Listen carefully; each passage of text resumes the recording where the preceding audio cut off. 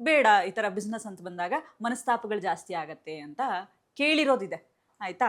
So ಹೆಂಗೆ ಇದನ್ನ ನೀವ್ ಹೆಂಗೆ ತಗೊಂಡ್ರಿ? ಏನಾದ್ರು ಆ ಥರದ್ದು ಹೇಳಿದಿದನಾ? ಆ ಥರದ್ದು ಏನಾದ್ರು ಥಾಟ್ ಬಂದಿದ್ದಿದನಾ ಇದ್ರ ಬಗ್ಗೆ?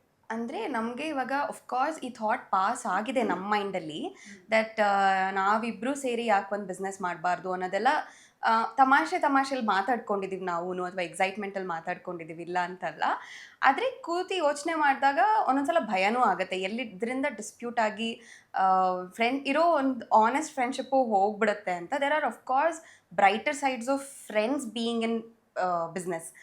ಹಾಗಂತ ಫ್ರೆಂಡ್ಸ್ ಬಿಸ್ನೆಸ್ ಜೊತೆಲಿ ಮಾಡಿದ್ರೆ ಎಲ್ಲ ಹಾಳಾಗ್ಬಿಡುತ್ತೆ ಅಂತ ನಾನು ಜನರಲೈಸ್ ಮಾಡೋಕ್ಕಾಗಲ್ಲ. ಬಟ್ ಸಮ್ವೇರ್ ಭಯ, ನನಗೆ ಬಿಸ್ನೆಸ್ಸಿಗಿಂತ ಫ್ರೆಂಡ್ಶಿಪ್ ತುಂಬ ದೊಡ್ಡದಿದೆ. ಸೊ ನಂಗೆ ಕಳ್ಕೊಳಕ್ಕೆ ಇಷ್ಟ ಇಲ್ಲ, ಅಕಸ್ಮಾತ್ ನಾಳೆ ದಿನ ವಾಟ್ ಇಫ್ ಅಂತ ಆದರೆ ಅಂತ.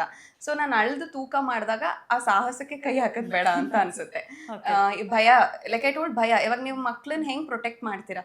ಒಂದು ಫೈರ್ ಹತ್ರ ಹೋಗೋದು ಬೇಡಪ್ಪ, ನಾಟ್ ದಟ್ ಹೋಗೇನೋ ಆಗ್ಬಿಡುತ್ತೆ ಅಂತ ಅಲ್ಲ, ಬೇಡ ಬೇಡ ಬೇಡ ತಡಿತಾ ಇರ್ತಾರೆ, will become very protected towards your child.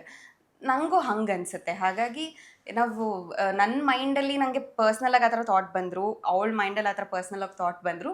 ನಾವು ಇವತ್ತು ಅದನ್ನು ಔಟ್ಪುಟ್ ಮಾಡಿಲ್ಲ, ನಾವಿಬ್ಬರು ಸೇರಿಕೊಂಡು ಯಾವುದೇ ಥರ ಬಿಸ್ನೆಸ್ ಮಾಡೋಕ್ಕೆ ಹೋಗಿಲ್ಲ. ಆ್ಯಂಡ್ ನಮ್ಗೆ ಹಿಂಗೆ ಚಂದ ಒಂಥರ. ಈಗ ನನ್ನ ಬಿಸ್ನೆಸ್ ಬಗ್ಗೆ ನಾನು ಏಕೆನ್ ರ್ಯಾಂಟ್, ಇವತ್ತು ಏನಾಗಿತ್ತು ಗೊತ್ತಾ, ಹಿಂಗಾಯ್ತು.